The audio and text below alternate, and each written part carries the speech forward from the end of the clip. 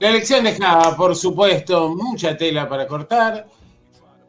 Fundamentalmente, creo que hay que analizar algunas cosas como para no volver a equivocarnos como sociedad. Lo primero es que hasta las elecciones generales parecía que los dos grandes referentes de la división de los argentinos, Cristina Fernández y Mauricio Macri, habían quedado desplazados de la política. Mauricio Macri, con enorme inteligencia, desplegó una estrategia por la cual fue desmoronando la estructura de Juntos por el Cambio, fue consiguiendo respaldar en su ambigüedad a la figura emergente de Javier Milei y luego le aportó con, digamos, cierta matriz institucional, le aportó los votos indispensables, por lo menos la credibilidad y ciertas certezas de un cierto orden en la gestión, del que dudaban muchos de los votantes de Juntos por el Cambio y que tenían por esa razón objeciones para votar a Javier Milei. Mauricio Macri se ha reinstalado en la escena. El punto es que todavía debe dar una disputa más, ¿no? Si luego de los cadáveres de Rodríguez Larreta y de Patricia Bullrich viene también el de Javier Milei, si se asocia, si consigue subordinarlo. Pero de alguna manera, ese segmento de la grieta que tanto daño nos hizo, sobrevivió. Del otro lado, y espero que Sergio Massa revea ese anuncio apresurado de la noche de la elección.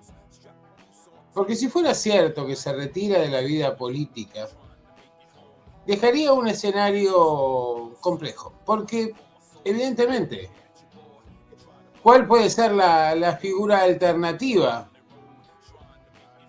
a la que surja de ese oficialismo en el gobierno? Bueno, por un lado, una opción de renovación que podría ser Axel Kicillof. Por el otro lado, para muchos nostálgicos y disciplinados como Sandra Russo y otros tantos, ¿no? Estos ultra K, que tanto daño le han hecho al campo popular, ¿no? Van a insistir en reflotar la figura de Cristina. Y yo creo que los argentinos ya no estamos en el contexto en que nos toca tratar de sobrevivir a esta situación crítica que se viene arrastrando en el tiempo. Ya no estamos para seguir tolerando esa disputa de egos entre Macri y Cristina Fernández. Recién en la entrevista con Nair Cisneros hablaba bueno, salió el tema de este dedazo, ¿no? Y del hecho de que quienes están próximos a Cristina registran este gobierno como un fracaso de Alberto y eximen de responsabilidad a la vicepresidenta. Tanta miopía es dañina, porque en definitiva ese dedo llevó a que la coalición que la tenía como referencia perdiera las elecciones de 2013, de 2015, de 2017, de 2021 y por suerte no pudo aplicarlo en la de 2023, porque seguramente si el candidato a la elección general por parte de Unión por la Patria hubiera sido otro y no Sergio Massa, difícilmente hubiera entrado al balotaje. Entonces, aquí aparece algo, ¿no? Lo viejo que no termina de morir, lo nuevo que no termina de aparecer. Y como decía la sentencia, en el medio aparecen los monstruos. Y este es el gran problema, que es el hecho de que no se alcanza a divisar todavía, y porque es muy próximo el resultado de la elección, ¿Cuáles van a ser los liderazgos y cuáles van a ser las alternativas? Evidentemente, el progresismo le ha hecho muchísimo daño al campo popular. También podemos decir que no vale echarle la culpa al pueblo por haber votado mal cuando tuviste 4 años para gestionar, con todas las salvedades que se puedan hacer de la pesada herencia, de la destrucción de puestos de trabajo, de la caída de los salarios con Macri, y luego pandemia, guerra europea, sequía y lo que queramos. ¿Por qué razón? Bueno, porque efectivamente aquí hubo momentos en los cuales las arcas del Banco Central tenían más de 30.000 millones de dólares, y lo que decidió ese gobierno de Alberto y de Cristina fue adelantárselos a fundamentalmente importadores para que incrementaran sus stocks y demás. Y luego, esos ingresos de mercaderías y insumos subsidiados, en lugar de, digamos, de contemplar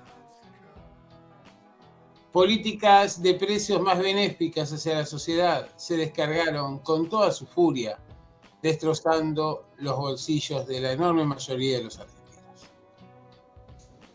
Difícilmente las políticas de Javier Milei tengan un resultado inmediato. Lo pueden tener en cuanto a, digamos, veremos cómo serán los alineamientos parlamentarios, veremos si tiene éxito en las privatizaciones, en la destrucción de la obra pública, del empleo público y demás. Pero en definitiva son políticas de destrucción, son políticas de empobrecimiento para el conjunto de los argentinos. Y la gran pregunta es, ¿cuál es la carta de crédito? ¿Cuál es el tiempo que la sociedad argentina está dispuesta a darle a Milei o a quien sea, como para que esas políticas empiecen a dar los resultados que se prometen, aunque en ningún lugar del mundo se diga?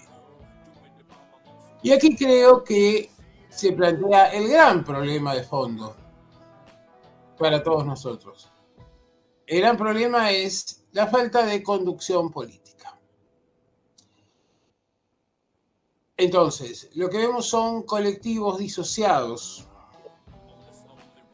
que tienen gran capacidad para expresar sus disidencias, pero enormes dificultades como para generar alternativas políticas y programas de acción. Porque en definitiva, lo que nos ha demostrado la experiencia del Frente de Todos, y ahora lo que empieza a mostrar la experiencia de la alianza entre la Libertad Avanza y el macrismo, es que en este país resulta posible armar coaliciones electorales, pero no coaliciones de gobierno. Y esto es realmente muy grave, porque efectivamente las consecuencias son el empobrecimiento, la caída de los niveles de ingreso, el incremento del endeudamiento, la insatisfacción social. Y los escenarios que se abren, y no los vamos a reiterar ahora porque, como decíamos recién en la entrevista que hacíamos con Nadir, queremos que a la Argentina le vaya lo mejor posible. Y si el pueblo votó esto, ojalá que los equivocados seamos nosotros y no haya sido el pueblo. Por eso se entiende que alguien que ganó una elección con un programa intente implementarlo. Y también se entiende que aquellos que no ganaron la elección, pero que tienen derechos adquiridos a lo largo de años de lucha, de confrontación y demás, intenten plantarse frente a la destrucción de estos derechos que implican claramente un ajuste y un empobrecimiento generalizado. La Argentina entonces va a pasar un proceso de transición breve de aquí hasta el 10 de diciembre, que va a ser bastante movido. Y vamos a empezar a ver las primeras manifestaciones de resistencia frente a un ajuste que no sabemos si se puede llevar a cabo, no sabemos si están las mayorías en términos legislativos para respaldarlo, no sabemos si están los apoyos de los gobernadores, no sabemos si la justicia va a aceptar o no muchas de las propuestas de Milei que van o que se chocan de bruces contra la Constitución Nacional y la normativa existente. Evidentemente, tal vez con Sergio Massa hubiéramos tenido 4 años con un poco más de tranquilidad. Con Javier Milei, lo que vamos a tener seguramente, y con esta alternativa, van a ser 4 años de conflictividad permanente. El punto es, ¿a dónde lleva este conflicto? Ojalá que lleve para que los argentinos estemos mejor. Pero en la práctica no se puede confiar simplemente en que alguien, por alguna inspiración divina, alguna inspiración sobrenatural, pueda transformar a la sociedad. La sociedad debe participar, debe comprometerse, debe respaldar lo que le parece bien y debe marcar sus críticas respecto de lo que le parece mal. Porque si no, realmente siempre es muy fácil designar a alguien para que se haga cargo y luego echarle la culpa si las cosas no van bien. Cada uno debe asumir la responsabilidad en el proceso que nos espera y tratemos de que la Argentina pueda por fin encaminarse con menos odios, con menos grieta, con menos confrontaciones. ¿Será este el horizonte que nos aguarda? ¿O por el contrario, lo que nos espera es un escenario mucho más conflictivo y mucho más impredecible? Mientras tanto, los argentinos seguiremos viviendo en transición. Y en transición nos encontrás todos los martes de 12 a 1 aquí por Radio AMEP con Claudio Caníbal en los controles. Te espero la semana que viene para seguir tratando de desmenuzar y anticipar un poco lo que pasa y lo que va a pasar en esta Argentina que cada día nos sorprende.